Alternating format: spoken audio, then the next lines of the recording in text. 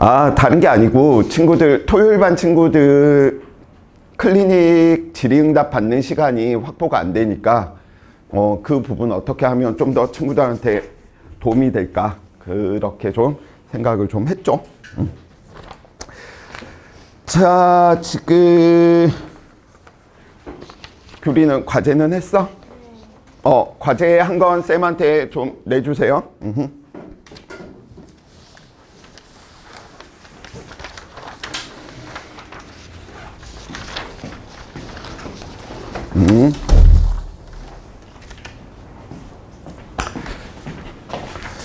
자, 그러면 주간 학습지부터 좀 봐봅시다. 주간 학습지에서 친구들 혹시 과제 하신 친구들 중에서 질문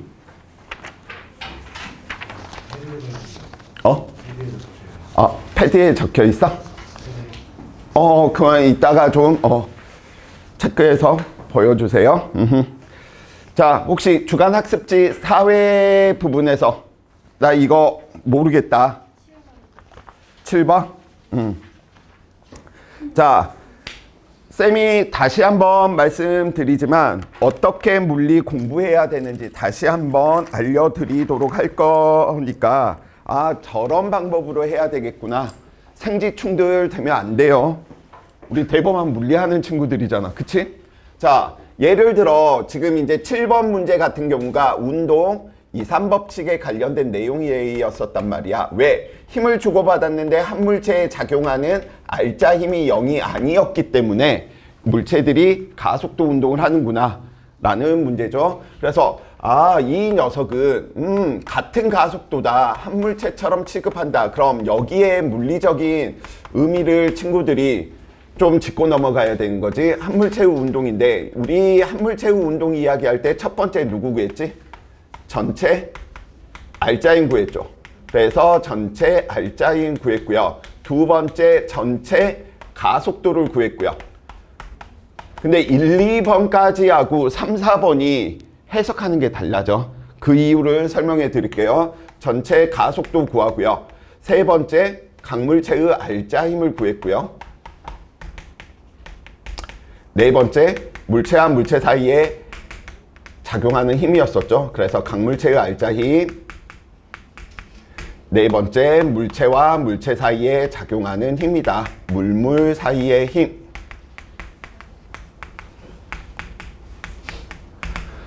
(1번하고) (2번은) 어떻게 보겠다는 거냐면 한 물체로 보다 보니까 이 녀석들 물체와 물체 사이에 작용하는 힘을 평형관계처럼 취급하겠다는 거야. 그래서 이걸 이미지로 그리면 A라고 하는 물체와 B라고 하는 물체가 다음과 같이 분명히 이 녀석들이 힘들을 주고받을 거야. 작용 반작용으로. 근데 이게 너무 복잡하니까 우리는 어떻게? 야, 너 하나로 취급을 해버리자 라고 생각을 하는 거야. 그렇기 때문에 1, 2번 구할 때는 A와 B 사이에 작용하는 저 힘들이 무슨 관계가 돼버려? 이때는 평형관계가 돼버려. 그래서 평형관계가 되다 보니까 우리는 어디에서? 외부에서 나타나는 이 외부로 써진 이 힘만을 알짜 힘으로 고려를 하겠다는 거야. 왜? 이것들을 뭐 해버리고 없애버리겠다는 거야. 하나로 보니까. 근데 3번 강물체의 알짜힘과 물체와 물체 사이에 작용하는 힘은 각각에 대해서 적용시키다 보니까 이걸 하나로 안 보고, 야, A 너는 이쪽으로 힘을 받았으니까 이런 운동을 해야 되고, B 너는 A로부터 오른쪽으로 힘을 받았으니까 이런 운동을 해야 돼 라고 해석이 들어가는 거야. 그래서 이때는 평형관계에 있는 힘이었었지만 3, 4번 이야기에 있을 때는 그 내용이 어떻게 변하는 거야? 작용, 반작용의 힘으로 해석을 해 주셔야 돼. 근데 친구들이 이런 구분 없이 이게 뭐지? 이렇게 하시는 친구들이 많아서 쌤이 다시 한번 말씀을 드리는 것이고요. 그래서 이런 부분들은 뭐하고 똑같냐면 쌤이 예를 들어 윤혁이하고 갑자기 껴안고 있어. 그랬더니 규리가 저것들은 도대체 뭐 하는 거야? 어떻게? 하나로 보겠다는 거야. 그래서 너와 나 사이에 주고받는 힘 따위는 필요 없어. 둘이서 안고 있을 때 이 한 개로 보이다 보니까 저것들은 힘도 없는데 둘이 왜 저러고 있지? 이렇게 보는 거고 3, 4번은 윤혁이하고 쌤 사이에서 일어나는 윤혁이는 이 새끼는 왜 나한테 지금 껴안고 지랄이야? 나는 왜 윤혁이를 껴안고 있지? 이렇게 보겠다는 거야. 이해되시죠? 그래서 1, 2번은 전체로 보니까 물체들 사이에 나타나는 힘을 평형관계로 3, 4번은 평형관계에 있는 힘이 아니고 각각으로 보니까 작용반작용으로 해석이 들어가지셔야 돼요. 그래서 대표적인 뭐 예제 우리 6개 이야기했었어. 그치? A, B 올려져 있고 A, B 올려져 있고 A, B 붙어 있고 A, B 줄로 연결돼 있고 그 정도의 두 텀. 그래서 그런 부분 예제들이 친구들이 좀 떠올려 주셔야 되고요. 아니면 지금 이제 7번도 결국은 이산법칙의 대표적인 문제이다 보니까 7번을 예제로 놓고 같이 개념하고 머릿속에 둬야 돼. 그래서 문제를 읽고 푸는 게 아니고 같이 묶여져 있네. 그러면 이산법칙의 대표적인 예제도 같이 떠올리고 그 아이디어로 문제를 푸는 거야. 계속 이야기하지만 생물지학 공부하듯이 개념을 바탕으로 문제 읽고 접근하면 100% 실패합니다. 그렇게 못 풀어, 물리는. 예제가 떠올라야 돼. 아이디어가. 푼 문제의 아이디어가. 자, 7번. 그림가는 수평면에서 물체 A와 B를 영수철 저울로 연결하고요. 영수철 저울 밑줄 치시고요. 얘는 더 쉬워지는 거야. 왜냐면 영수철 저울은 장력을 그냥 알려주는 거거든. 그러니까 장력과 물체와 물체 사이에 작용하는 힘을 알려주겠다는 거야. 우리가 구했던 그 힘들을. 수평 방향으로 각각 EF, F로 일정한 힘을 반대 방향으로 작용해서 등가 속도 운동을 하는 모습을 끊으세요.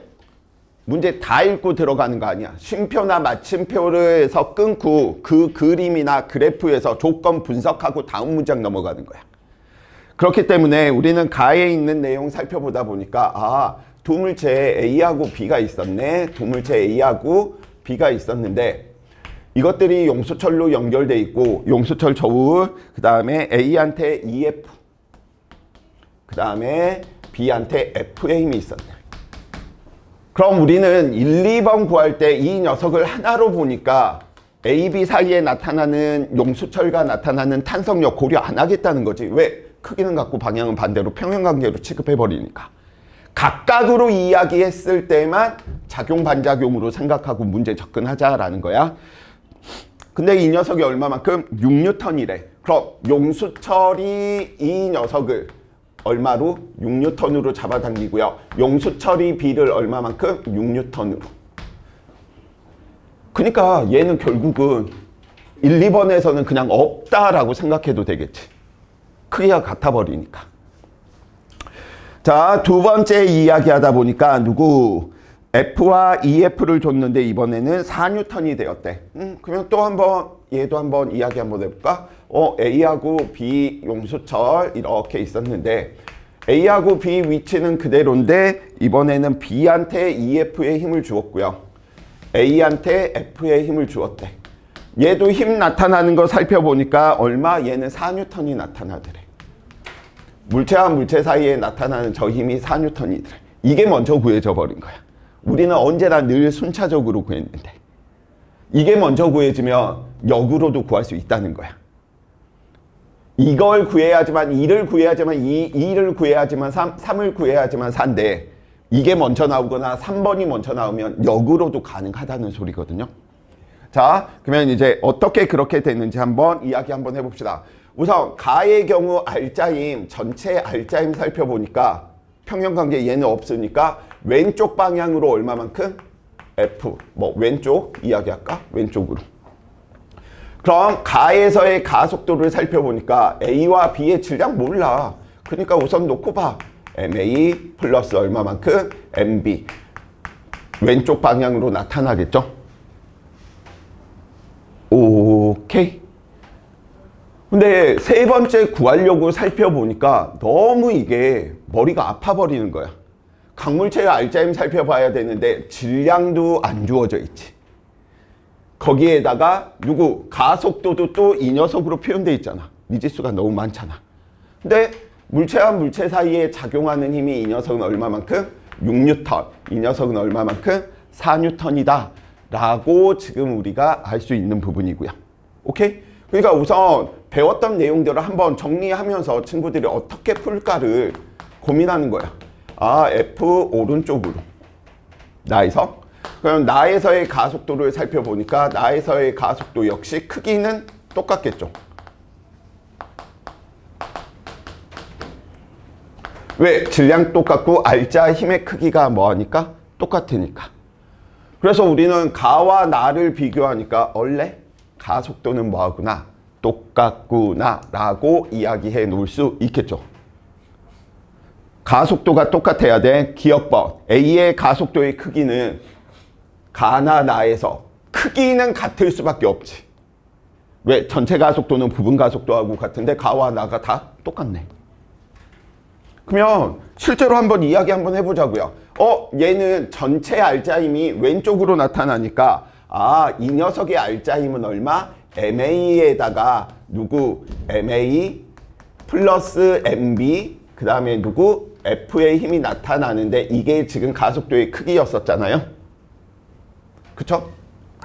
이 녀석의 알자 힘 살펴보면 이 녀석의 알자 힘도 어떻게? 저렇게 표현할 수 있겠지. MA 이거 귀찮으니까 그냥 A라고 합시다. A 이런 식으로 표현 가능하겠죠. 그래서 우리는 만들어낼 수 있는 게 물체와 물체 사이에 주어져 있는 힘이 있네. 그런데 각물체의 알자 힘을 모르니까 우리는 이 관계를 통해서 얘를 뽑아내자라는 거야. 그래서 이 녀석 지금 첫 번째 가의 녀석 가에서의 F의 가에서의 A의 알자 힘을 살펴보니까 얘는 어느 쪽 방향? 이게 더 크다는 거지. 왼쪽으로 지금 전체 알자 힘이 나타나는 것이니까. 그래서 얼마만큼? EF 마이너스 얼마? 6의 값이 얼마가 되는 거지? MA A만큼이 되겠죠. 이게 뭐야? 세 번째 각물체의 알자 힘이 돼버리는 거야. 그러니까 이게 순차적으로 안 구해지니까 4번을 이용해서 물체와 물체 사이에 작용하는 힘을 알고 있다 보니까 우리는 이걸 통해서 각물체의 알자 힘을 표현시켜 버린 거야. 자, 그러면 나에서의 A의 알자 힘을 살펴보니까 어느 쪽이 더 커야 돼? 4뉴턴이 더 커야 돼. F보다. 왜? 전체가 오른쪽으로 F 방향으로 나타나니까.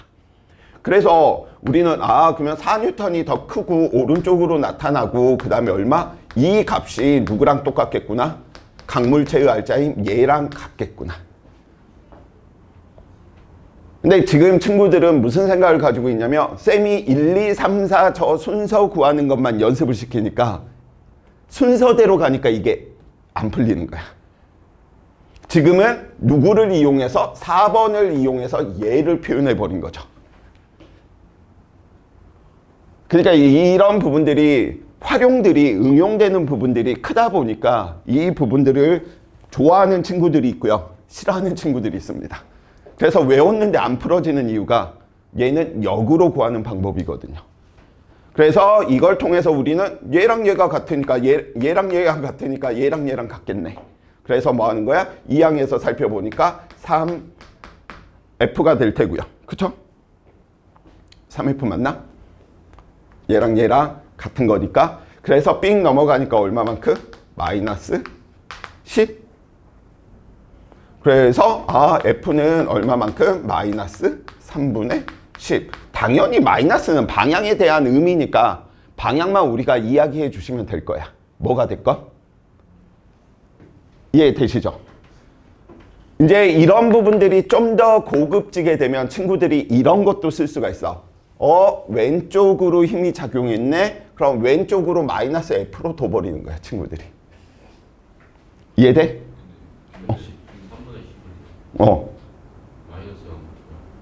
마이너스가 안 붙는다고?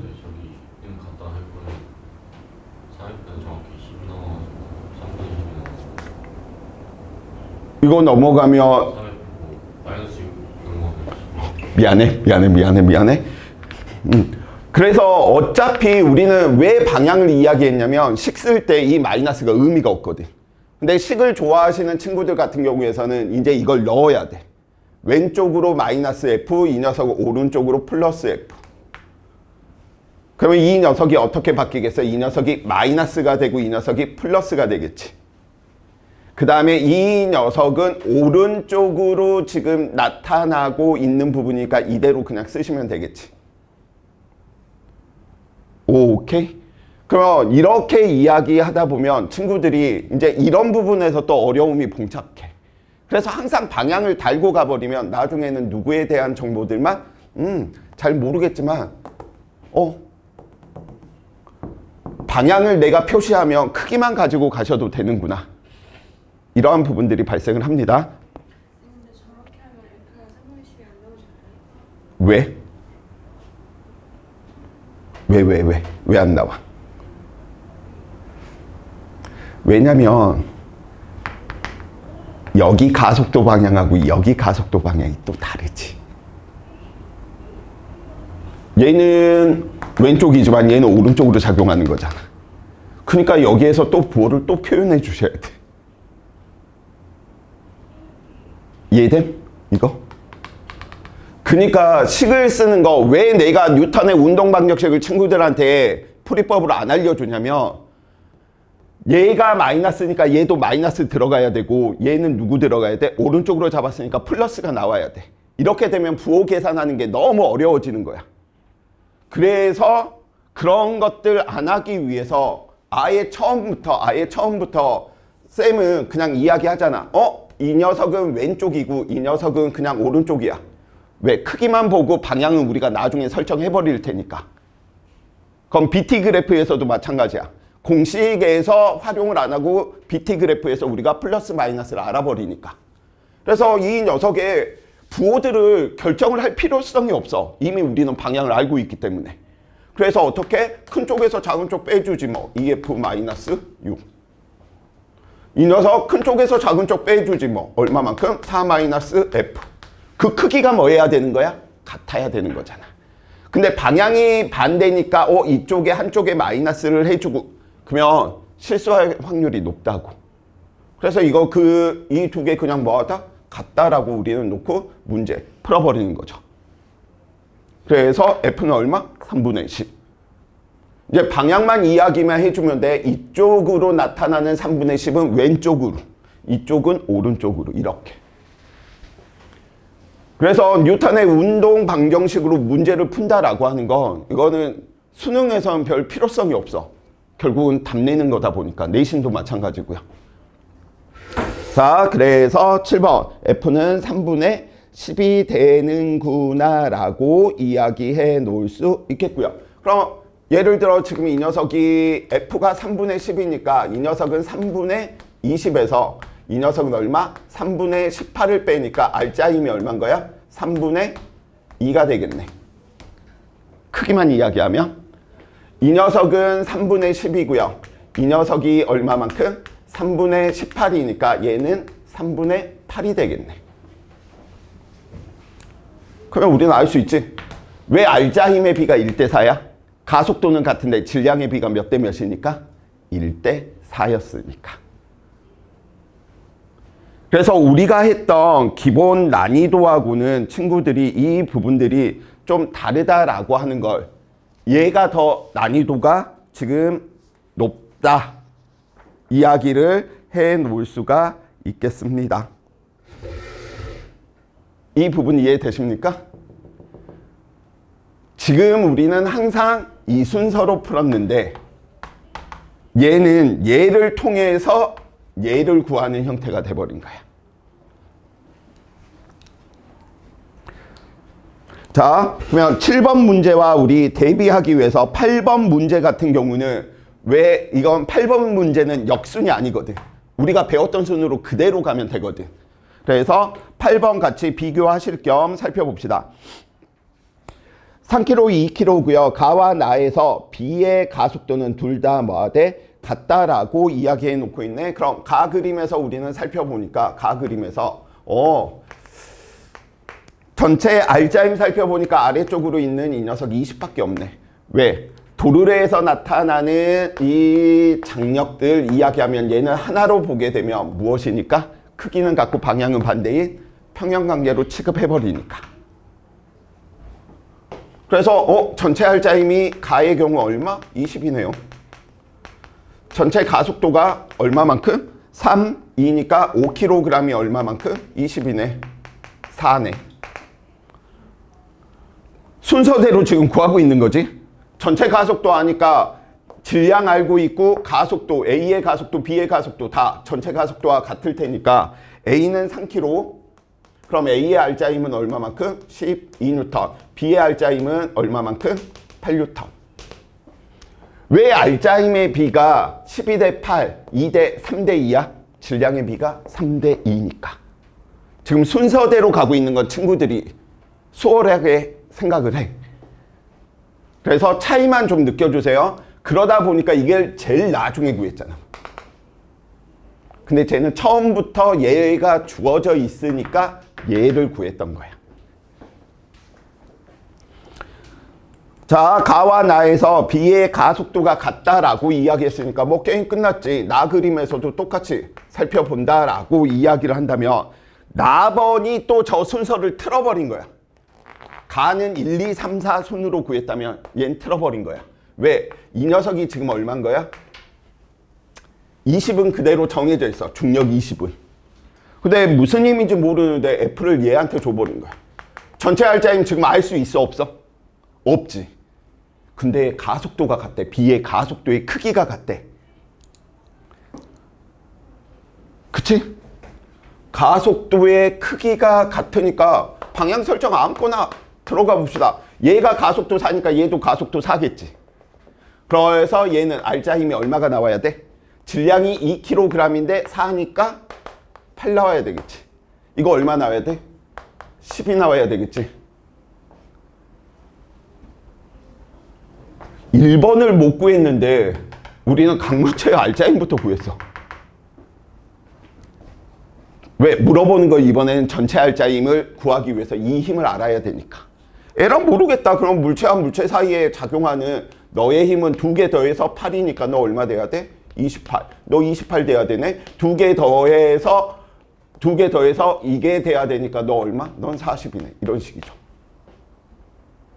그러니까 항상 순차적으로 1, 2, 3, 4 이렇게 구하는 수는 아니야. 저기에 있는 정보들을 친구들이 뭐 해주셔야 돼? 변형을 시켜주셔야 될 테고요. 그래서 기억번 A에서의 가속도의 크기는 얼마? 4. F는 얼마만큼? 40.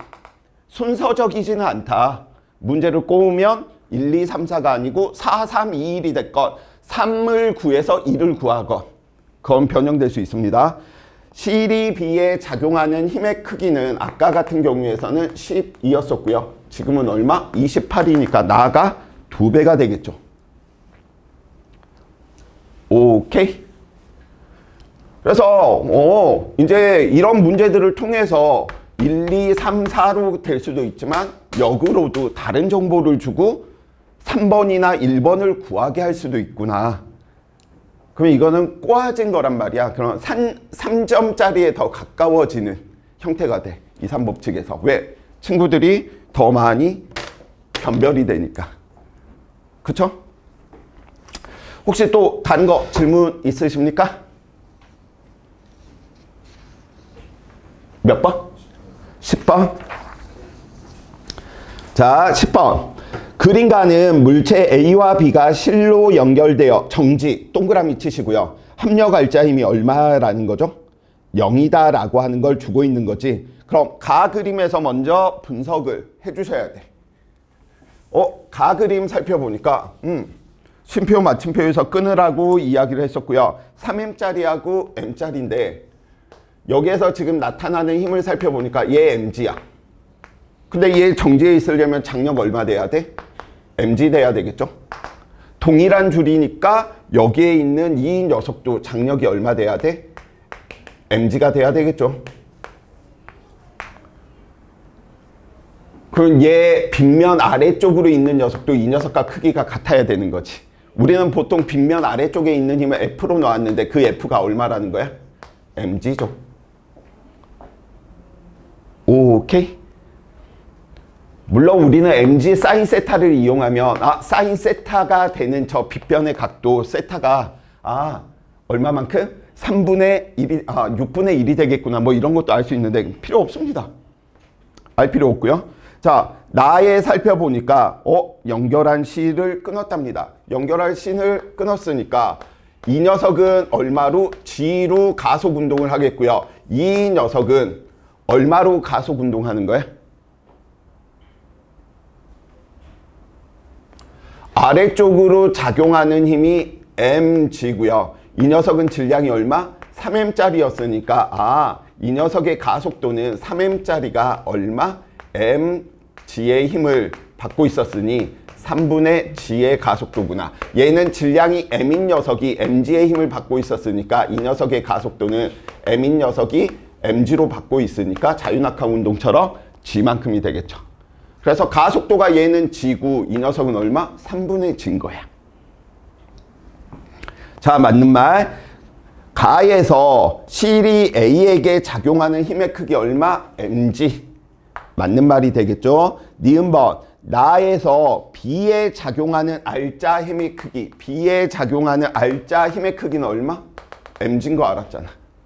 그쵸? 가의 상황에서. 그래서 니은번 땡. 디귿번. 나에서 가속도의 크기는 A가 B의 3배죠. 3분의 1g였고 g였으니까. 그래서 빗변 방향의 성분만 우리가 어떻게 좀 처리할까, 이런 부분들 좀 생각을 해주시면 좋을 것 같습니다. 혹시 또 다른 문제 학습지 말고 모의고사에서 있어?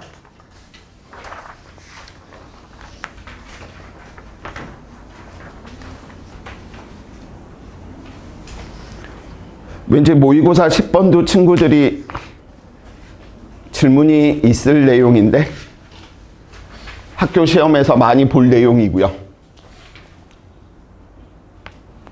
자, 모의고사 10번 같이 한번 봐봅시다. 왜냐면 운동 2, 3법칙 가지고만 단독으로도 나올 수 있지만 운동 2, 3법칙과 우리가 배웠던 BT 그래프 등가속도를 이용해서 살펴보는 대표적인 문제가 지금 모의고사 4회 10번 문제죠.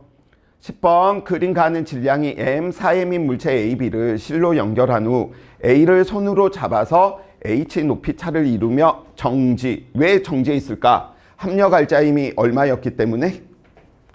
0이 되었기 때문에. 그러면 더 읽지 말고 여기에서 물체의 운동 상태 변화의 원인이 되는 힘을 분석하고 넘어가라는 소리가 되겠죠. 그래서 B 입장에서 보면 B는 4m짜리야. 근데 아래쪽으로 중력이 4mg인데 B가 정지해 있대. 그럼 장력이 얼마만큼? 위쪽 방향으로 장력이 4mg만큼 나타나겠구나. 그 다음 A 녀석 살펴보니까 이 A 녀석 살펴보니까 질량이 얼마짜리? m짜리였던 거야. 그럼 아래쪽으로 mg인데 이 녀석이 장력T면 동일한 줄이기 때문에 얘도 장력은 크기는 똑같겠지. 얼마로? 4mg로. 그래서 내가 F로 잡아당기고 있는 힘이 정지하기 위해서는 얼마가 돼 주셔야 되는 거야? 이게 3mg가 돼 주셔야 되는구나 를 조건으로 주고 있습니다. A를 가만히 놓았더니 A, B가 운동을 하여 높이가 같아졌답니다. 그러면 이거는 이제 유추해야 돼. A, B가 높이가 같아지려면 B가 2분의 H만큼 올라가면 실이 늘어나거나 줄어드는 게 아니니까 A가 2분의 H만큼 올라가야지 높이가 같아지는 거죠. 그럼 B는 2분의 H만큼 내려오고 A는 2분의 H만큼 올라갔구나 라는 걸 아실 수가 있기 때문에 그럼 결국은 이동 거리 이 S는 얼마만큼? 2분의 H만큼 움직였네. 근데 우리는 이 상황에서 저 N과 4m짜리 물체의 상황에서 첫 번째 얘는 아래쪽으로 4mg 얘는 아래쪽으로 mg 그래서 전체 R자힘이 이 케이스에서는 얼마? 3mg구나. 전체 R자힘이 3mg인데 질량이 5m이니까 얘는 5분의 3g의 가속도를 가질 테고요. 그러면 4m짜리는 얼마만큼? 5분의 12mg의 알짜힘을, 이 녀석은 위쪽 방향으로 얼마의 알짜힘을? 5분의 3mg의 알짜힘을. 둘이 합치니까 5분의 15, 3mg네. 그래서 물체와 물체 사이에 나타나는 힘을 이야기하니까 5분의 5, 5분의 3, 그럼 너 얼마 돼야 되겠구나? 장력 5분의 8mg. 그럼 너도 5분의 8mg가 되겠지. 5분의 8mg 아래쪽으로 5분의 20mg 빼면 5분의 12mg 다 구해졌던 부분이랍니다. 근데 이걸 물어보지는 않았어. 여기까지만 구하면 됐어. 그치? 근데 문제 변형해서 장력 물어볼 수 있는 부분이니까. 그러면 2번까지 구해서 우리는 뭐 이제 이야기하면 되는 거야? 아, 처음에 정지 상태에 있던 녀석이 무슨 운동을 하고 있는 거지? 등가속도 운동을 하는데 이게 얼마? 5분의 3g래. 이동한 거리가 얼마래? 2분의 h래. 그래서 4개 물리량 중에 2개 물리량으로 나머지 하나 표현하는 거 구구단이 돼야지 이게 바로 나오겠지. 그래서 우리는 2분의 h 움직인 순간 v는 루트 2aS인 거 알고 있으니 a 값 우리는 가속도의 값이 5분의 3g네. h의 s의 이동거리 얼마만큼? 2분의 h니까 얼마 되는 거야? 5분의 3 GH의 형태가 있는 몇 번? 3번이 답이 되겠죠. 네. 2분의 h, 이거 사라지니까 5분의 3 GH가 루트 안에 들어가 있는 형태들.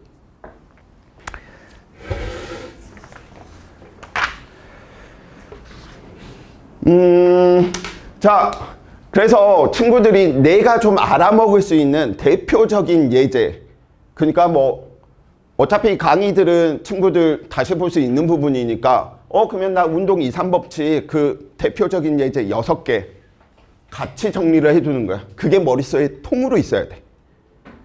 운동 1, 3법칙 대표적으로 A, B 위에 올려져 있어서 A와 B 사이에, A와 땅 사이에 주고받고 있는 힘들, 주고받고 있던 것들, 이런 것들이 대표적으로 머릿속에 들어가져 있어야 된답니다.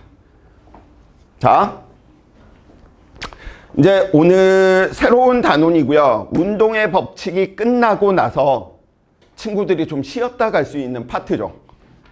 단원명으로 이야기하면 운동량과 충격량이고요. 이 운동량과 충격량은 언제 배웠냐? 우리가 통합과학, 중력, 상호작용, 중력 시스템 이야기할 때 배웠던 부분이랍니다. 자, 그래서 페이지 이야기하면 페이지가 몇 페이지죠? 74페이지죠. 자, 74페이지 이야기 한번 해봅시다.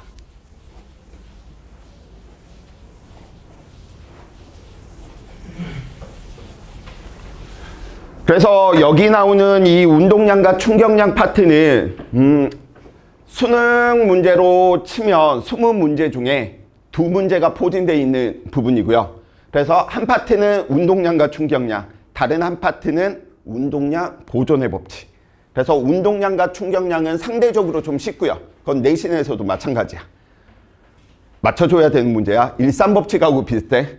난이도가 굉장히 낮기 때문에 운동량 보존이 조금 계산이 들어가는 형태이고요. 하지만 전체적인 난이도로 보면 운동의 법칙보다는 낮습니다.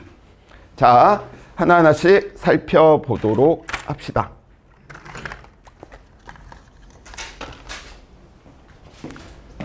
자, 우리가 지금까지 배웠던 내용들을 마인드맵으로 큰 틀에서 이야기하면 결국은 다 위치 찾는 문제였었고요.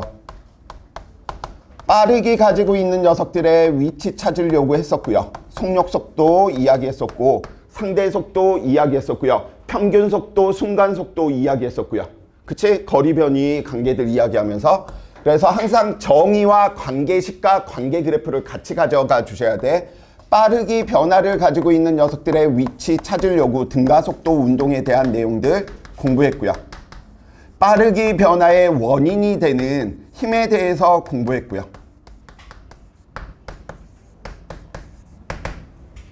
그러니까 크게 보면 빠르기 변화 힘 3개 배운 거야 우리. 근데 외워서 문제가 풀리지는 않다 보니까 그걸 커버하는 길은 예제를 외워라. 예제가 머릿속에 들어가야 된다. 그 다음에 친구들이 한번 이런 마인드맵을 그리면서 나 여기서 뭐 배웠지? 아, 속력, 속도의 관계에 대한 내용들 이야기를 했었네. 그럼 정의를 배웠으니까 이 정의를 바탕으로 관계식을 이끌어냈고 관계식을 바탕으로 관계 그래프를 살펴봤구나. 그래서 그래프 9개에 대한 내용들. 그치?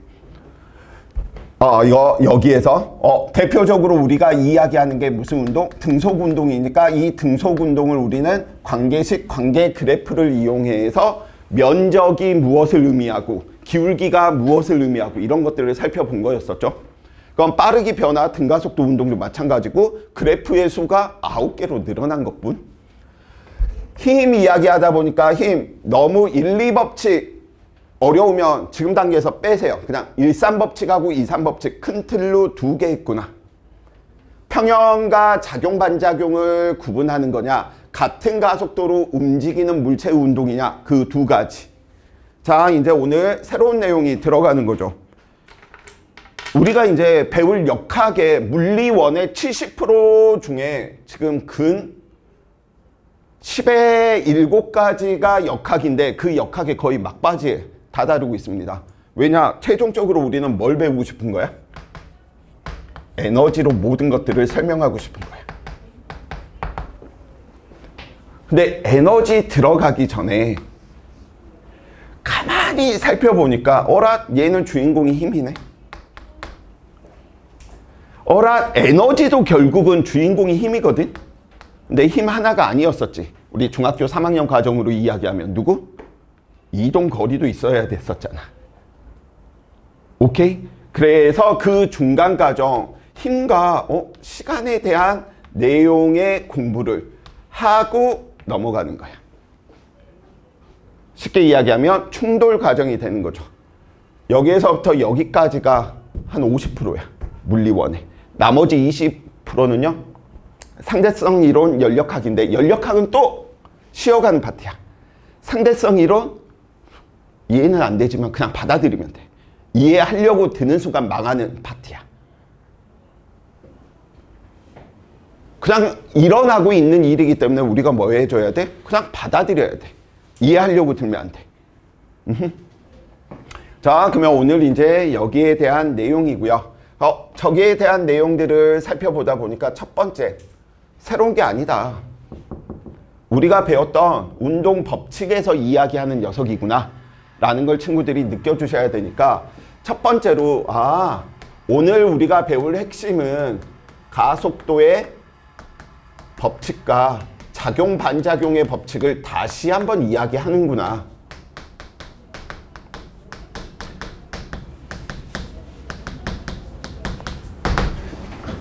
그래서 우리는 가속도의 법칙, 원인결과 법칙이다 라고 이야기를 했고요. 이 원인결과 법칙에 대해서 이야기를 하다 보니까 뭐라고 이야기를 했냐면 질량을 가지고 있는 녀석이 알짜 힘 합력에 결정이 되면 시간 동안 얼마만큼의 속도가 변할지 뭐하는 것이구나?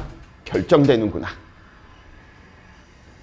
근데 가속도의 법칙을 가지고 물체들이 빠르기 변화를 가지고 있는 녀석들이 막 움직이다 보니까 다른 물체와 충돌하는 과정에서 예를 써서 설명이 가능한데 너무 복잡한 거야.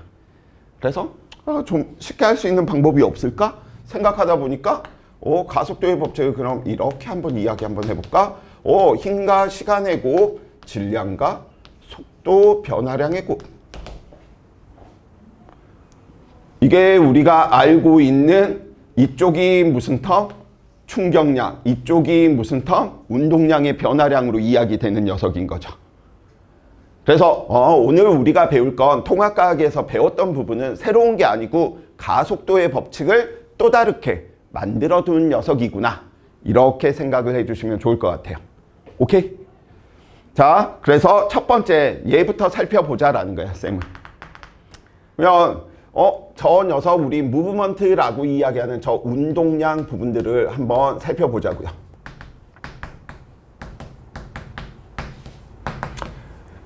운동량 우리가 보통 대문자 P로 이야기하게 되겠고요. 저 위에 화살표를 썼다는 건 벡터 물리량 표현했다는 건데 벡터 어려우면 그냥 집어쳐도 돼요.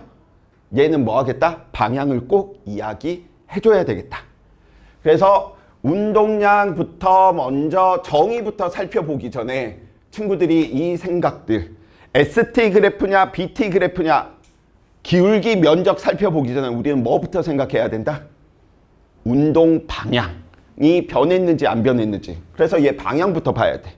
그래서 운동량의 방향은 항상 누구의 방향을 따른다?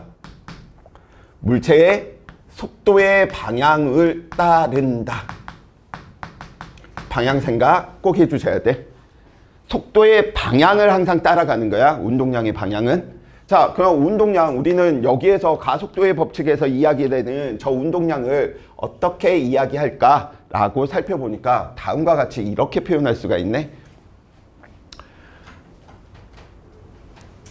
운동하는 정도가 크면 얘를 멈출 때까지 드는 힘이 크겠어, 작겠어? 운동하는 정도가 커. 그러면 얘를 정지시킬 때까지 드는 힘, 에너지들이 크겠지. 그래서 운동하는 정도가 작으면 정지시킬 때까지 에너지가 힘이 작게 걸릴 것 같고 크면 많아질 테니 이런 양들을 우리는 운동량이라고 하자. 그래서 물체의 운동 효과를 이야기하는 물리량이다. 운동 효과가 크다. 정지할 때까지 드는 힘이 크다. 운동 효과가 작다. 정지할 때까지 드는 힘이 작다. 이렇게 생각해 주셔도 돼. 그래서 우리는 운동 효과가 얼마나 큰지 작은지 뭐 이거 실험할 필요성도 없지만 다음과 같이 질량이 크면 클수록 누가 속도가 크면 클수록 뭐하더라? 크더라 라고 정의를 한 거야. 여기에서 정의가 들어간 게 아니고 이미 여기에서 들어간 거야. 자, 그렇기 때문에 여기에서는 쌤이 별로 정의를 중요시하지 않습니다. 있는 물리량에서 설명하기 위해서 굳이 만들어낸 거야. 파인애플이 있는데 우리 집에서는 이 파인애플을 파플이라고 하자. 줄여서 뭐 이런 식으로 좀 편하게. 그래서 뭐 정의가 크게 중요하지 않아. 중요한 건 지금 방향을 친구들이 꼭 좀 이야기를 해 두셔야 되겠고요. 그래서 이 방향들을 이제 이야기를 하다 보니까 다음과 같은 이야기를 할 수 있겠지. 뭐 단위 부분이야 질량의 단위 킬로그램 쓸 테고요. 그 다음에 속도의 단위는 미터 퍼 섹을 쓸 테고요. 자, 그러면 대표적으로 이제 뭐 교재에 있는 예로 다음과 같이 한번 이야기 한번 해볼까? 3kg짜리 물체가 오른쪽 방향으로 초당 12m 퍼 세크로 가고 있었대. 그런데 이 녀석이 벽과 꽝 하고 충돌하고 났더니 질량은 그대로인데 예를 들어 속도가 왼쪽 방향으로 6m 퍼 세크가 된 거야. 그러면 우리는 이 녀석을 처음 운동량이라고 P0로 이야기를 한다면 이 녀석은 얼마만큼? 3에다가 플러스 12를 곱한 녀석이니까 플러스 36만큼이구나. 플러스로 잡았다는 건 오른쪽 방향이니까 얘는 운동 효과가 오른쪽으로 크기가 36만큼 있는 녀석이라는 거야. 근데 이 녀석을 살펴보니까 벽과 충돌한 이후 나중 운동량 뭐 이런 것도 힘들면 그냥 처음 운동량 이렇게 뭐 표현하셔도 돼. 나중 운동량을 살펴보니까 질량은 그대로인데 속도가 왼쪽이네. 그래서 우리는 얘는 왼쪽으로 운동 효과를 내고 있었고요. 얼마만큼? 18만큼이구나. 오케이? 그래서 우리는 이 녀석을 살펴보니 그러면 운동량의 변화량이다 라고 이야기하는 변화량 값은 항상 나중 값에서 처음 값을 빼주는 거죠. 그러다 보니까 우리는 어떻게? 그러면 나중 운동량에서 처음 운동량을 뭐 하겠다? 빼주겠다.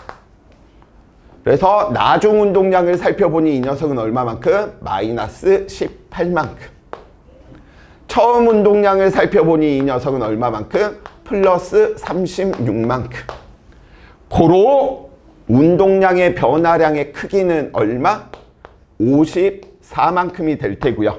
방향은 어느 쪽으로? 왼쪽으로. 당연한 거죠. 근데 이거 친구들 어떻게 계산해? 36이고 이 녀석은 얼마만큼? 18이니까 36에서 18을 빼버리는 이런 만행을 저지릅니다. 자, 그러면 여기에서 이제 친구들이 많이 하는 실수들 짚고 넘어갑시다. 자, 어떤 실수들을 하느냐?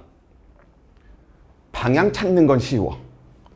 오른쪽으로 운동하고 있다가 왼쪽으로 운동했기 때문에 얘 운동량의 변화가 일으켜지는 방향은 어느 쪽? 왼쪽이야. 그러다 보니까 우리는 항상 운동량의 크기를 물어봐. 방향이 쉽게 찾아지니까. 그러면 우리는 운동량의 변화량의 크기다.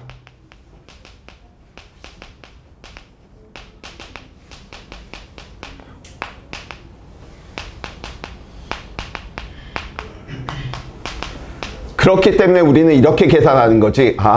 운동량의 변화량의 크기는 수학으로 이야기하면 우리 뭐 하겠다? 절대값 씌우겠다. 그러다 보니까 여기에서도 어떻게? 나중 운동량에서 처음 운동량 빼주는 녀석의 절대값을 씌운단 말이야. 그래서 지금 이걸 예로 들면 얘는 얼마가 되는 부분이야? 운동량의 변화량의 크기 얘는 54구나. 이렇게 하셔야 되는데 친구들은 어떤 실수를 범하냐면 운동량의 변화량 크기? 좋아. 그러면 나중 운동량의 절대값에서 처음 운동량의 절대값 이렇게 계산하는 친구들 꽤 많아. 그럼 이걸로 한번 계산해 보자고요. 나중 운동량 얼마였어? 18이었었고요. 처음 운동량 얼마였지? 36이었으니 얘는 결과가 얼마가 나와버리는 거야? 18만큼으로 나와버리죠.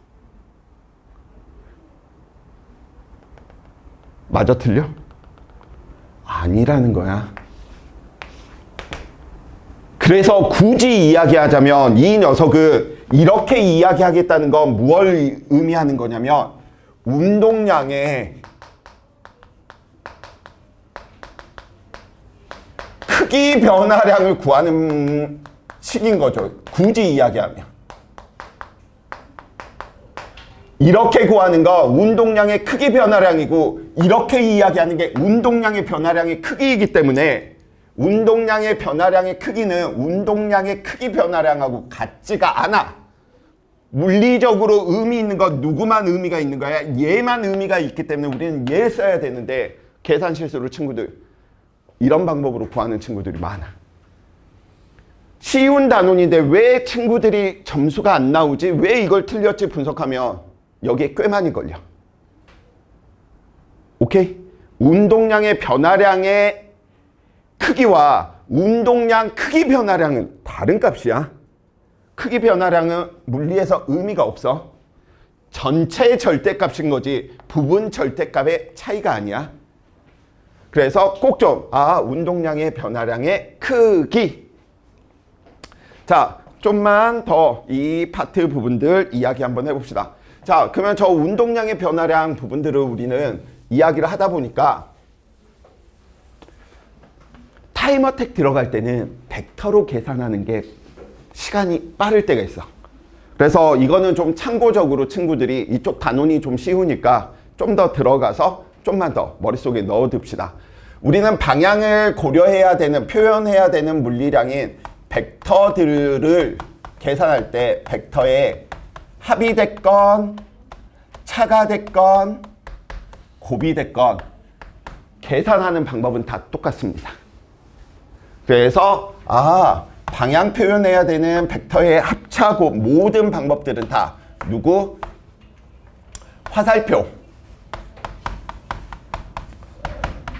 화살표의 작용점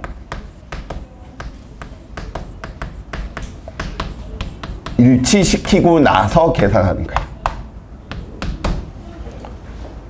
쌤, 저 말이 무슨 말입니까? 자, 가봅시다. 예를 들어 처음 운동량이 우리 오른쪽으로 다음과 같이 이 케이스로 계속 설명합니다. 처음 운동량이 오른쪽으로 얼마였었냐면 처음 운동량 P처 36만큼으로 오른쪽으로 간 걸 방향과 화살표의 길이를 이용해서 지금 나타낸 거야.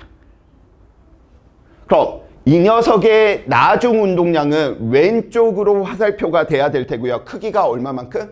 18만큼인 거지. 그래서 얘 작용점을 일치시켜. 아, 나중 운동량과 처음 운동량의 작용점을 일치시키는 거예요.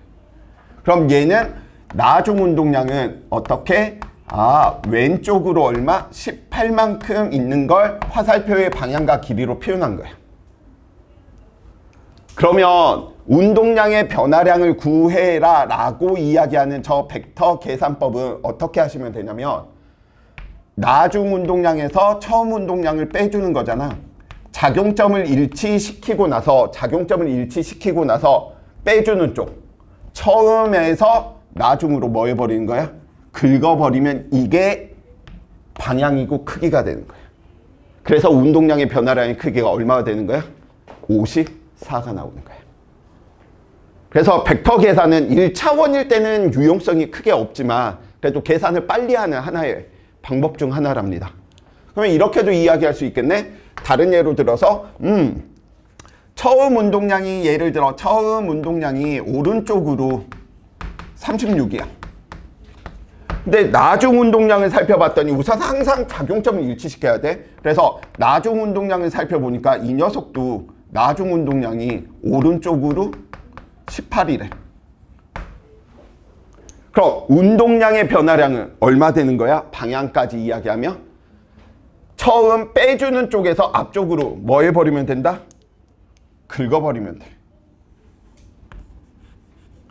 그럼 너가 의미하는 게 뭐야? 운동량의 변화량의 크기와 방향을 이야기해 주는 거야.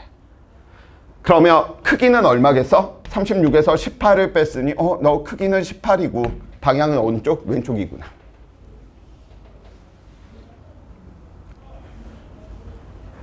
그래서 물리2에서는 1차원이 아니고 2차원이다 보니까 자, 처음 운동량이 예를 들어 처음 운동량 36이었어. 이 방향으로. 근데 나중 운동량이 연병 얘는 이쪽 저쪽이 아닌 뭐 북동쪽 방향이래. 그래서 나중 운동량이 예를 들어 크기가 18이야. 그럼 운동량의 변화량 얘 18이야? 아니지. 지금처럼 작용점 일치시켜서 빼주는 쪽에서 앞쪽으로 긁어버리면 이게 운동량의 변화량이 돼. 그래서 물리2에서는 이걸 하는 거고 물리1에서는 이걸 하는데 1차원이기 때문에 굳이 벡터 계산으로 표현을 안 하지만 가끔씩 직관으로 우리가 빨리 풀 때 이러한 개념들이 뭐하다? 필요하다라는 거 꼭 좀 생각을 해 주시기 바라겠습니다. 자, 계속해서 이야기 한번 해보자고요. 우리는 시간에 따른 결국은 운동량의 변화량을 살펴보니까 고전역학이라고 불리는 부분에서는 질량이 변하지 않는데 결국은 운동량이 변하는 까닭은 누가 변한다? 속도가 변한다는 일인 거죠. 시간 동안의 속도 변화량을 우리는 뭐라고 하죠? 가속도라고 이야기하고요. 우리는 질량과 가속도의 곱이 무엇으로 표현돼? 가속도의 법칙에 따라서 힘으로 이야기되는 녀석인 거죠. 그래서 뉴턴은 한 번도 이 F는 ma를 써본 적이 없어. 뭘로 쓴 거야? 시간 동안 운동 상태, 운동량이 변하는 정도가 힘이다. 이 개념으로 이야기를 했답니다. 그래서 운동량과 힘에 대한 관계에 머릿속에 이 녀석을 두고 계시고요.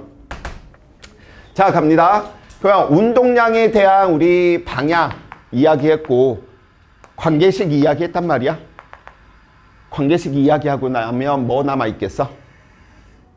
정의, 관계식, 관계 그래프지. 그러니까 얘도 운동량에 대한 마지막 정리는 친구들이 관계 그래프로 살펴보자라는 거야. 그래서 우리는 관계 그래프 다음과 같이 시간에 따라서 운동량을 나타낸 다음과 같은 1차 그래프가 있더래. 에라 모르겠네.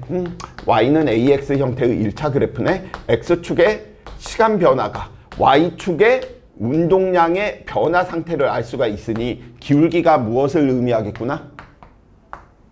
무엇? 힘을 의미하겠구나. 그래서 PT 그래프에서 기울기가 무엇을 의미한다? 힘을 이야기하는데 힘이 지금 일정한 케이스죠.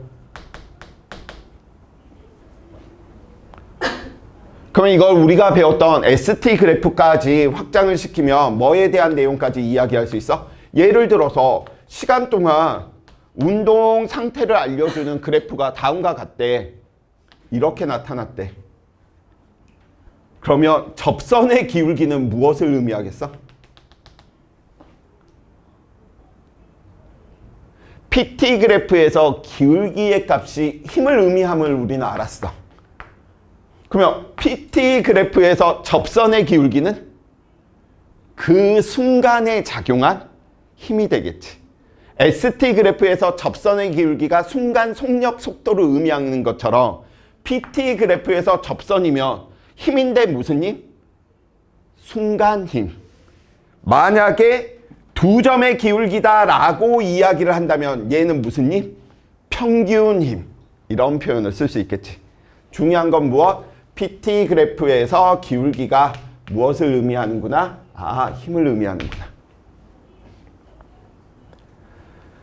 그래서 저 PT 그래프 이제 마지막 하나만 하고 좀 쉬었다 갈 테니까 크게 어려운 부분들 없습니다. 이런 부분들, 이런 것만 조심해 주시면 이쪽 부분에서는 막힐 게 없어.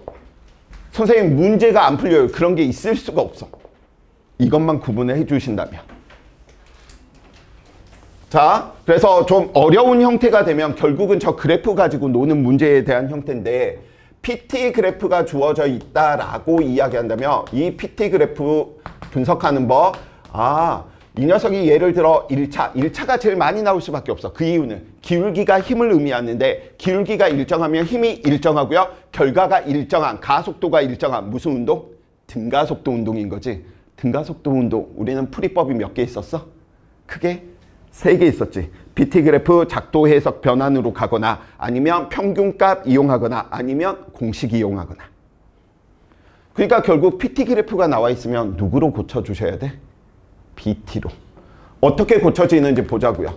시간에 대한 정보고 이 녀석 다음과 같이 표현되네. 그럼 이 녀석이 의미하는 건 결국은 뭐야? MA를 의미하는 거죠. 힘을 의미하는 것이니까. 그래서 PT 그래프를 질량을 알고 있으면 질량으로 나눠 버리면 바로 무슨 그래프가 돼? BT 그래프가 되죠. 그래서 시간에 대한 정보, 가속도에 대한 정보, 속도에 대한 정보, 변이에 대한 정보. 그래서 PT 그래프와 BT 그래프는 계략적인 유형이 똑같아. 근데 정확한 BT를 그리려고 할 때는 무엇을? Y축을 질량으로 나누어 버리면 BT가 된답니다. 그래서 BT로 고치게 되면 더 많은 것들을 우리가 표현할 수 있기 때문에 이러한 부분들 좀 생각을 해 두시기 바라고요. 잠시 쉬었다가 이어서 충격량 부분들 이어서 가도록 하겠습니다.